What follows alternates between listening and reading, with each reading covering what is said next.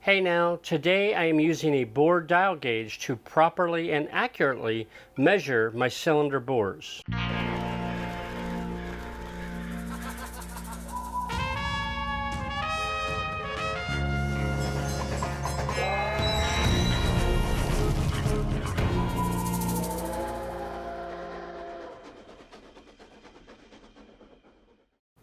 Before I deliver both my block and my cylinder head to my machinist down in Austin, one of the things that I want to do is I want to make sure that the cylinder bores are good to go. I mean, if I have to oversize it again and go up to a 1380, right now it's at a 1330, but if I have to oversize it, then I need to have the pistons in hand when I take the block. That way he can machine it accurately. So what I'm going to do now is measure the bores and try to figure out where I'm at. Tools needed for the job is a micrometer, a 2 to 3 inch micrometer, and of course the bore dial gauge. And I've been reading, trying to figure out some other stuff along with this, and I have my charts ready to record my findings. Step number one is to clean the bores really well and also inspect them for any scratching or scoring that might warrant a yellow flag, questioning. Now, I have cleaned this block thoroughly. I've wiped down the bores a few times and I have inspected them all. I don't see any major scarring of any type. So mine are good to go. They're good to measure. Now, even when I put my finger in around, I don't feel like, right in here is where I should feel. If you look at a piston, the top compression ring is, roughly a quarter of an inch down from the top. So when this is at top dead center, the compression ring's going to be down, yay far, about a quarter of an inch. Therefore, that's where the wear begins. You won't see any wear up here at the very top edge of the bore. It'll be from that quarter of an inch down, basically the stroke of the piston downward. And so when I feel the edge, I don't feel, on all four of them, I don't feel any major lip to even to cause concern. But I'm going to measure them and we shall see. So they are cleaned. Step number one, clean out the bores. Step number two is you calibrate and you set your micrometer. Now, I have already done that, but basically you start by cleaning the heads off of your caliper here. Then you use either calibration blocks, a calibration tool. Usually a tool will come with the micrometer, and I've done all three. I've done two. I've used the calibration tool and I've used some calipers to calibrate this to 0. So then I wind it out, and my bore size is 2.84 inches. So I have set this at exactly 2.84 inches, and then I've locked it in place. All right, the first thing you have to do is you set up your bore dial gauge, and since my bore diameter is 2.84 for a 1330, I start off with selecting the appropriate anvil, and I start off with mine as 2.8, which is this guy right here, this anvil here, that's got a nice ball bearing on the end of it. And to get 2.84 exactly, I used an 0.4 spacer. So 0.4 spacer plus 2.8 gives me exactly 2.84. And that's my setup that I have here. So now I'll take this over to my caliper and I will calibrate this bore dial gauge. All right, it's worth noting that the micrometers are fairly fragile. If anything goes wrong with them, they can easily go out of scale. That's why you always have to calibrate them. Here I'm using, rather than using the metal chuck on the anvil, I'm using, or on the clamp, metal clamp, I'm using these rubberized magnetic spacers to hold my caliper, because you don't want to crank down on this. If you deform this metal, then essentially your measurement will then be incorrect, and you've got to calibrate it again. So I'm just going to put it in there just enough to hold it. I don't want to torque that sucker down. So, all right, caliper in place. So now you take your bore dial gauge and you want to calibrate it by putting it inside. It's just very little movement in here. Like, I mean, it's just barely minimal. All right, so now what I want to do is I want to, the micrometer is set for exactly 2.84.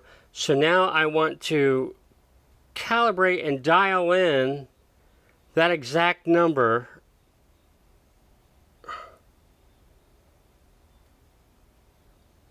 So you can see that it's a little off there. Right there where it starts to turn back.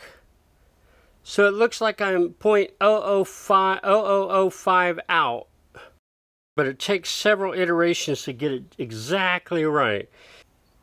We want that big arm to be right at 0 before it turns around. All right, right there. I mean, that's looking pretty doggone. It's very, very touchy, but okay, so we're there. Step 4 is to take and record the measurements. Before we do that, we need to pay a little attention to the ring travel, not necessarily the piston. Yes, we need to know the stroke of the piston, but the piston never comes in contact with the cylinder bore. It's the piston compression rings that go up and down, and they're the ones that will create any wear on the cylinder bore itself. So while I do have a visual, in fact, I don't know if the camera's picking that up, but you can see a line right there. On every cylinder wall, you can see a line there, and then you can see one down at the bottom where that compression rings comes up and down. So what I have done is I have made a mark right there.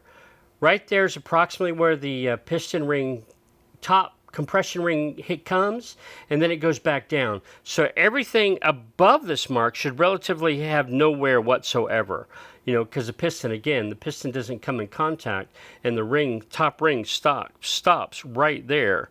And so then I have also measured, the stroke of this is 3.2 inches, so I've gone down and I've made a mark down lower. Now I'm going to take 3 measurements, one at the top, midway, and then one at the bottom. As I understand it, we should expect to see maximum wear near the top of the ring and minimum point of wear near the bottom. Again, the way I understand it, the reason for this is because oil lubrication will be greatest at the bottom and least at the top. You've got several rings on that piston, and it's constantly pulling oil back down. So at the bottom, you see all kinds of oil lubrication, and at the top, you see very little oil lubrication. And therefore, that in and of itself would cause greater wear at the top.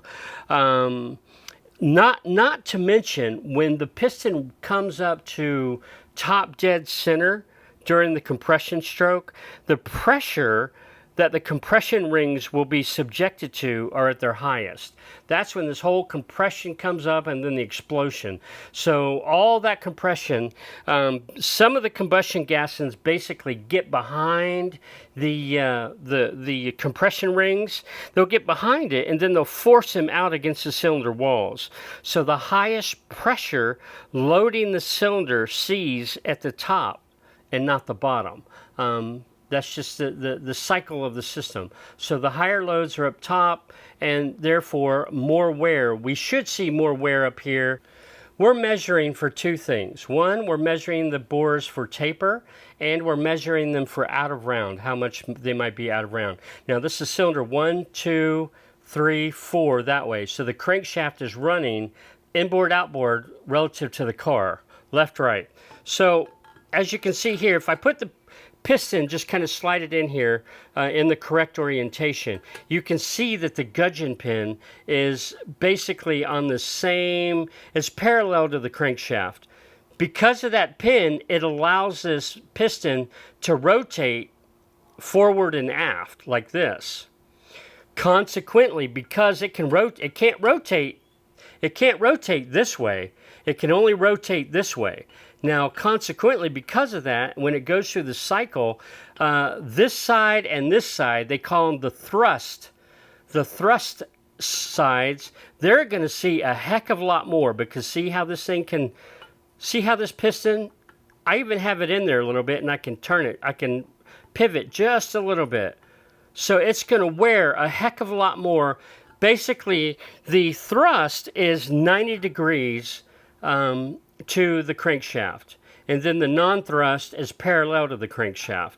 And you can see, because of the piston, the pivoting of the piston, obviously it makes it understood that there's going to be more wear in this direction than there will be in this direction. Put that piston down.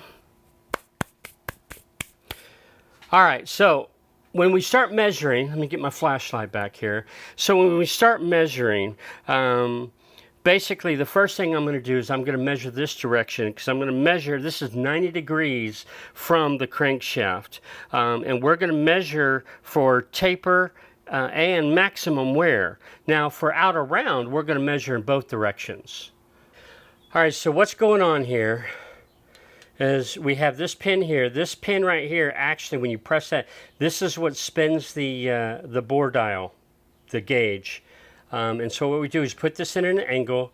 Right now, this is essentially the hypotenuse, and we want to find the adjacent side, which is really perfectly parallel with the face of the block. And so we're going to rock it back and forth until we find that where the dial wants to stop and reverse, the smallest number. Obviously, that's going to be bigger, and then that's going to be bigger. You want to find the smallest number, and that's what I was doing there. Right now, I'm measuring up at the top, and as you can see here, we're going to start picking up dimensions, and I'm going to see, so right, that's oversized. So it's going to be right where it stops and reverses is where. So right there, so we're looking at 1.2.0025 out. All right, so now I'm down about halfway, and I'm going to measure again. And we're exactly the same, 0.00025 out. All right, so now I'm going to go down to the bottom, and again, 0.0025 out. All right, so let me write that down. Okay, so now we're going to measure for out around. I'm going to start with cylinder 1 again. I'm going to start at the top, put the bore dial gauge in, and now we are in line with the crankshaft, and we're measuring for out of round. So we're going to do the exact same thing again, is I'm going to play with this until I find that sweet spot, which is right about there. So it looks like, again, we are, 0.0025 out. So let's go down. Okay. Now we're down about halfway, and we're right there again, 0.0025. Now I'm going to go down to the bottom. Wow. All right. 0.0025 out again, right there, as you can see it, from the 0 over. Each tick is 0.0005. So if you add 5 of those up, it's going to be 0.0025. So it looks like cylinder 1 has even wear all the way around.